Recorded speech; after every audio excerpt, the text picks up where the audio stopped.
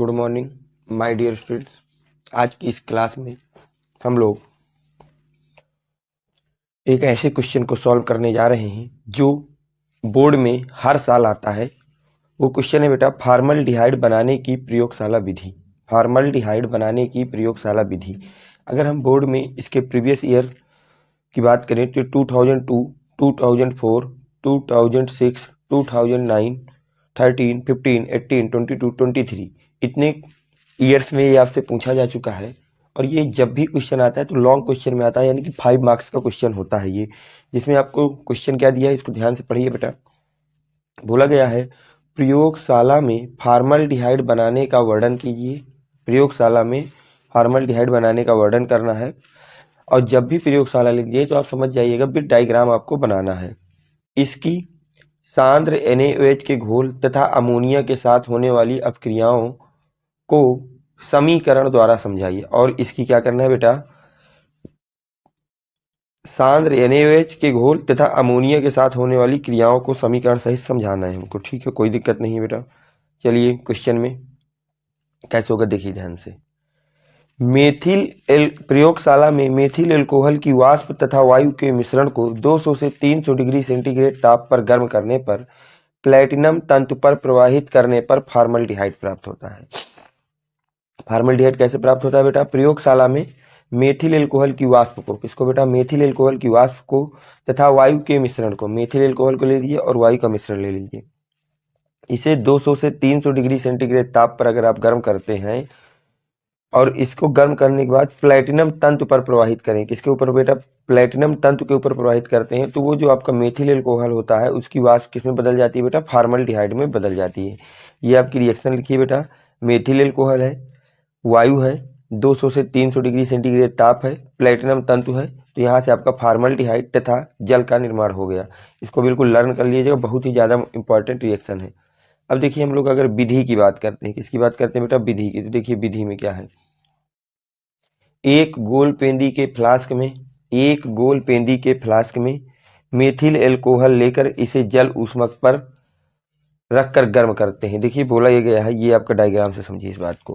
बोला गया कि एक गोल पेंदी का फ्लास्क लेना है, ये है आपके पास, इसमें जल ऊष्मक मतलब एक कढ़ाई नीचे लेना है जिसमें आपको जल भर देना है और इसके ऊपर इस गोल पेंदी के फ्लास्क को रखना है।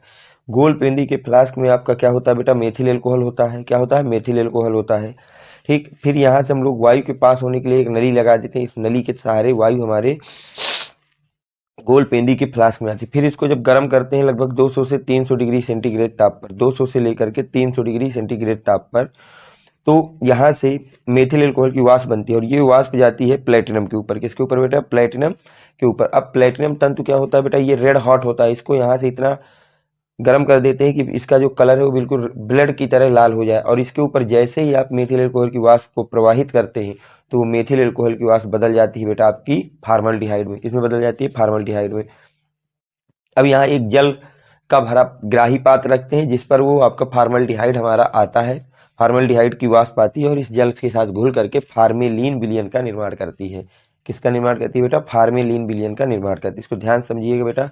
गोल पेंदी के फ्लास्क में सबसे पहले आपको मेथिल एल्कोहल को लेना है, उसको जल ऊष्मक में रख करके गर्म करना है।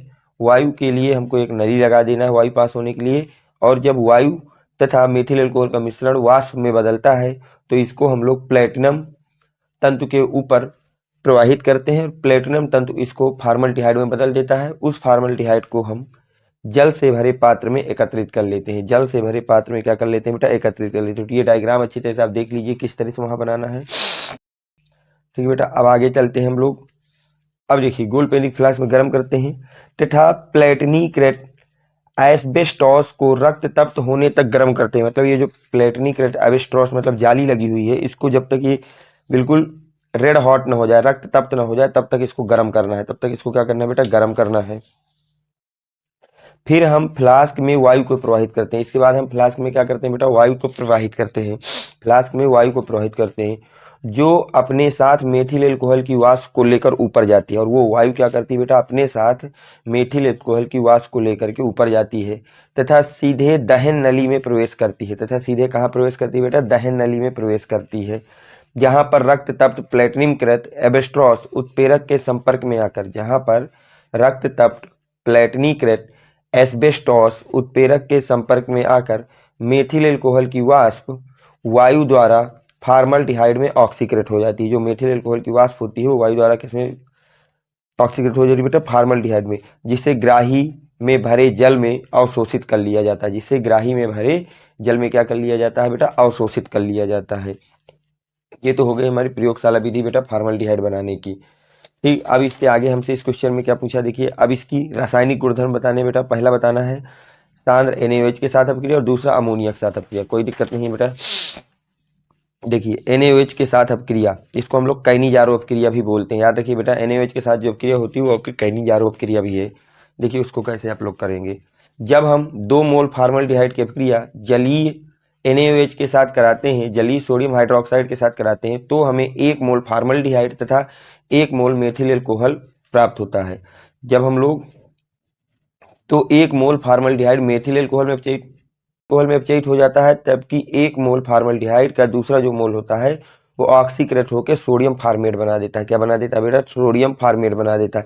तो 1 मोल जो होता है 2 मोल फॉर्मल्डिहाइड को लेना है जलीय NaOH के साथ, उसमें से 1 मोल जो फॉर्मल्डिहाइड होगा वो आपका मेथिल एल्कोहल में कन्वर्ट हो जाएगा, और जो दूसरा मोल फॉर्मल्डिहाइड का होगा वो सोडियम फॉर्मेट में कन्वर्ट हो जाएगा। ये आपकी रिएक्शन लिखी, फॉर्मल्डिहाइड NaOH, यहाँ से 1 मोल आपका मेथिल एल्कोहल तथा 1 मोल सोडियम फॉर्मेट बन जाएगा। सेकेंड रिएक्शन आपसे क्या पूछी गई बेटा? अमोनिया के साथ होने वाली अपक्रिया। अमोनिया के साथ देखिए ध्यान से, अमोनिया से अपक्रिया। जब हम फॉर्मल्डिहाइड की अपक्रिया अमोनिया से कराते हैं, जब हम फॉर्मल्डिहाइड की अपक्रिया अमोनिया से कराते हैं तो हमें हेक्सा मिथाइलिन टेट्राएमीन प्राप्त होता है। तो हमें क्या प्राप्त होता है बेटा? हेक्सा मिथाइलिन टेट्राएमीन प्राप्त होता है, जिसे हम यूरोट्रोपिन भी कहते हैं। जिसे हम क्या कहते हैं बेटा? यूरोट्रोपिन कहते हैं। तो ये हमारा फॉर्मल्डिहाइड हो गया बेटा, ये हमारी अमोनिया हो गई। अब जब दोनों की रिएक्शन कराते हैं तो यहाँ से हमको यूरोट्रोपिन बनता है। क्या बनता है बेटा? यूरोट्रोपिन, तथा साथ में जल प्राप्त होता है। तो ये आपका पूरा का पूरा क्वेश्चन था। बहुत ही ज़्यादा इंपॉर्टेंट ये क्वेश्चन, इसको आप अच्छी तरह से तैयार कर लीजिए बेटा। इसको लिखिए और कई बार लिख करके डायग्राम को ड्रॉ करके प्रैक्टिस करिए। इस क्वेश्चन को बिना पढ़े बिना लर्न किए आप एग्जाम में जाने की गलती ना करें। अगर वीडियो आपको पसंद आया है तो वीडियो को लाइक करें, चैनल को सब्सक्राइब करें। Thanks for watching, next video coming soon.